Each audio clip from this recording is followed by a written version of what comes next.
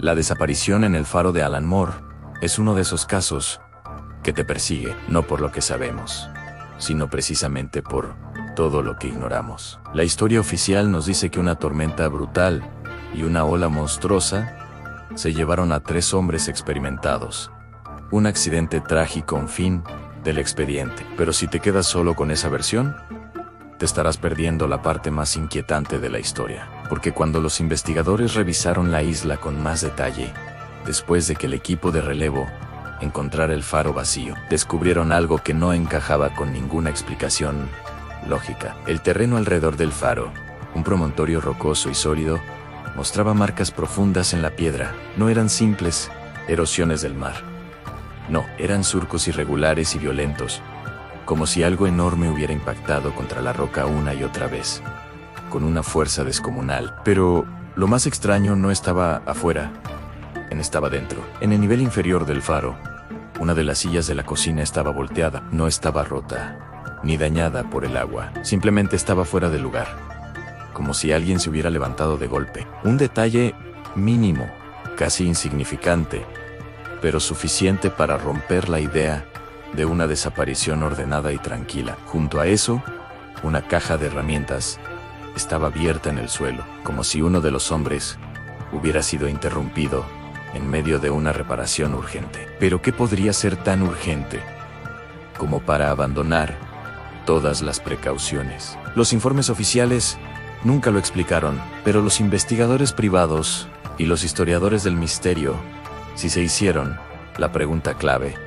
¿por qué 3 hombres experimentados, entrenados para seguir protocolos estrictos, decidirían abandonar el faro al mismo tiempo? Porque aquí hay una regla de oro en el oficio de forero, una regla inquebrantable: a nunca, bajo ninguna circunstancia, se deja el faro sin vigilancia. Nunca, ni siquiera durante las peores tormentas. La luz debe permanecer encendida. Y sin embargo, los 3 salieron juntos ahora. Escucha esto con atención, porque aquí es donde la historia da un giro hacia lo inexplicable. Días antes de que se perdiera el contacto con Alan Moore, otros faros cercanos en la costa de Escocia reportaron algo extraño. No eran fallas técnicas ni errores humanos. Reportaron luces anómalas en el mar, luces que aparecían de la nada, se detenían en puntos fijos sobre el agua y luego desaparecían sin dejar rastro. No seguían las trayectorias de los barcos, no respondían a las señales de comunicación, y estas observaciones coincidieron exactamente con las mismas fechas en las que los guardianes de Alan Moore escribieron en su bitácora sobre fenómenos inexplicables y vientos que nunca habían visto. Pero curiosamente, este cruce de información nunca se incluyó en el informe final de la investigación. ¿Por qué se omitió un detalle tan crucial? Y el cuaderno de bitácora contenía algo más. Una anotación que fue minimizada en su momento, pero que hoy resulta profundamente perturbadora. Uno de los hombres, Thomas Marshall, escribió: Donald está inquieto. Dice que escucha voces, incluso cuando el viento se detiene. Voces no el estruendo del mar, no los crujidos de la estructura del faro, voces humanas. Y luego, otra línea, escrita con una caligrafía temblorosa, casi desesperada: rezamos. Piensa en eso por un segundo. Estos no eran hombres supersticiosos o fácilmente asustables. Eran trabajadores rudos, veteranos del mar, acostumbrados a la soledad y a los caprichos del océano. ¿Qué tuvo que pasar en esa torre de piedra aislada del mundo para que 3 hombres adultos sintieran la necesidad de rezar juntos por su seguridad? Aquí es donde el caso se fragmenta en 2 realidades paralelas. La versión oficial insiste: una ola gigante, un freak wave, los sorprendió mientras aseguraban el equipo afuera y los arrastró al mar. Caso cerrado. Pero la versión extraoficial, la que se susurra en los puertos y se escribe en los libros sobre misterios sin resolver, cuenta otra historia. Dice que uno de los hombres salió primero. Los otros 2 lo siguieron poco después. No para trabajar, no para asegurar el equipo. Salieron porque algo los llamó. Y esto no es una metáfora poética. Mucho antes de que se construyera el faro, mucho antes de cualquier registro moderno, los pescadores locales evitaban esa isla. La llamaban Han Thailand Ti o, en algunas traducciones, el lugar que observa. Tenían una creencia muy arraigada.